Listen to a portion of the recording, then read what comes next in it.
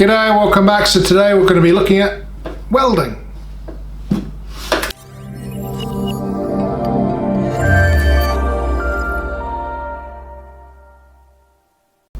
As you know, I'm restoring a 1958 Morris Minor. It needs a little bit of welding, some body work, and needed a decent welding setup to get that done. That's over here. Until now I've been using this thing here. This is a it's from Supercheap. I bought this years ago. It's just a gasless flux core MIG welder.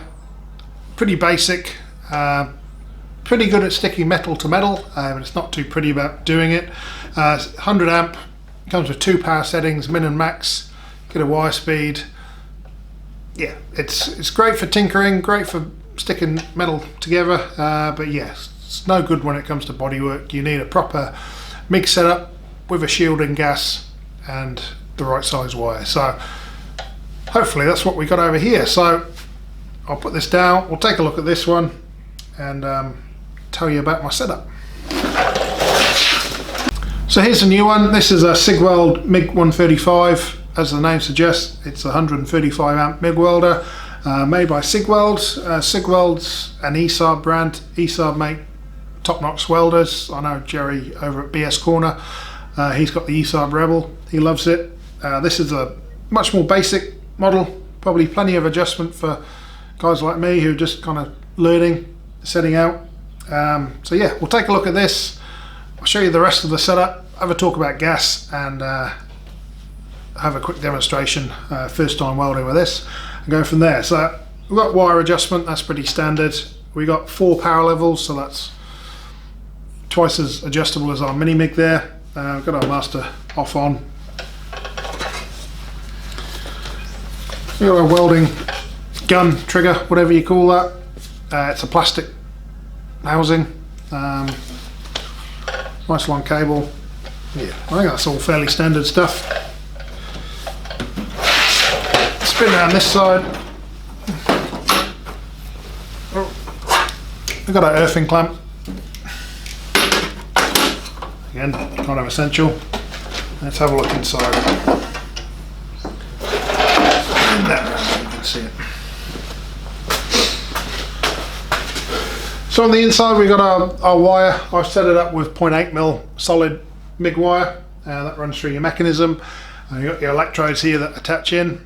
They attach different ways depending if you're MIG welding or using flux core wire. Tells you all about that in there. Up top you got a little setup guide that gives you some kind of ideas of how to set things up, like wire speeds, power levels, for mild steel with gas. You got aluminium with gas, stainless steel with gas, or mild steel gasless. So it gives you a bit of an idea of what to do. Says we weld up to 5mm. That's pretty thick, I suppose, for a little single phase 230 volt welder. So yeah, that's the inside. Then this is where we start to get quite a lot different from our gasless one in terms of we've got gas. So you see we've shield and gas comes in here. I'll spin this around again, hang on. Alright, so our gas setup. So yeah, we've got an inlet for our gas that goes into the welder. That comes around to our regulator. The regulator doesn't come with a welder, that's a separate deal. So I've got a Bock regulator. You see you've got a fuel gauge, essentially, gas level in here, or over here we've got our outlet pressure. So it's kind of rough guide in there. It shows you the flow rate for TIG, flow rate for MIG, and a yellow zone. And here's our bottle. So I've got a 5 kilo bottle of CO2. It's a CO2 regulator, and to top it off, probably can't see it too well, but we've got a welding cart. I'll get you a good look at that.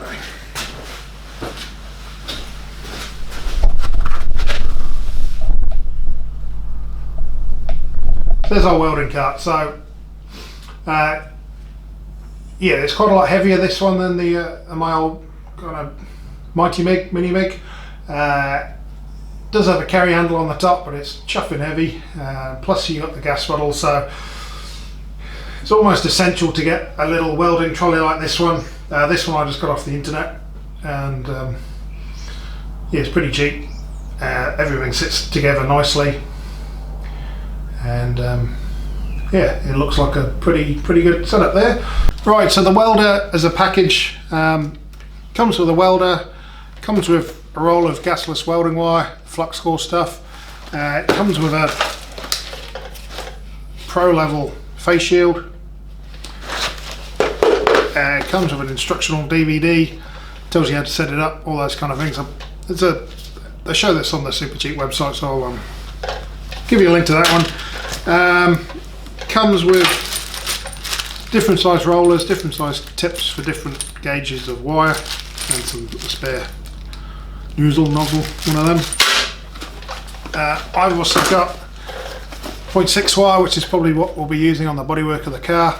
Some 0.8 wire that I've got loaded at the moment. So yeah, this thing comes, it's ready to go out the box as a gasless welder, but you've also got the option of using the gas. So yeah, this should hopefully do a good job. So in this video, this is just a quick overview, just show you the setup. Coming up, I'm making a rotisserie for the Morris Minor, so we can roll it onto its side and do the bodywork underneath. I've made one half of the rotisserie with the gasless welder. I'll make the other half with the gas welder, and then we can kind of compare, show you the differences. Should be a good kind of way to tell them apart, so you can see what they look like, gasless, and that kind of stuff. So yeah, for now, I haven't used this at all yet, so I'm just going to run a bead on a bit of metal, try and join a couple of bits of metal with this, just to make sure I've got it set up.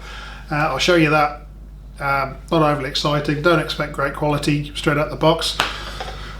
Welders, there's always a bit of tinkering. I'm new to tinkering with welders, so yeah, I just wanted to show you the setup, show you what we got to use. Then next project you'll see a good comparison of gas versus gasless, show you the capabilities of this, and then we'll get into the bodywork. So if you haven't seen the Morris Minor series, links below.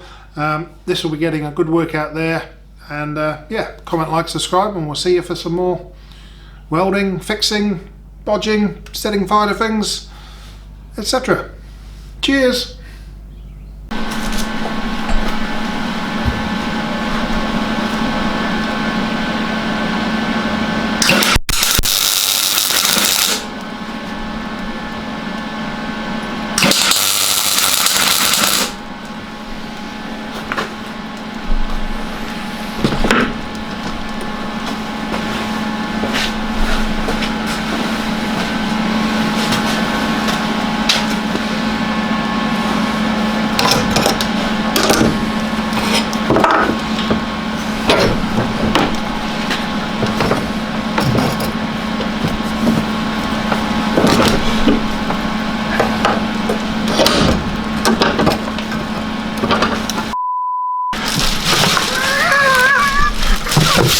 Set fire to me bin.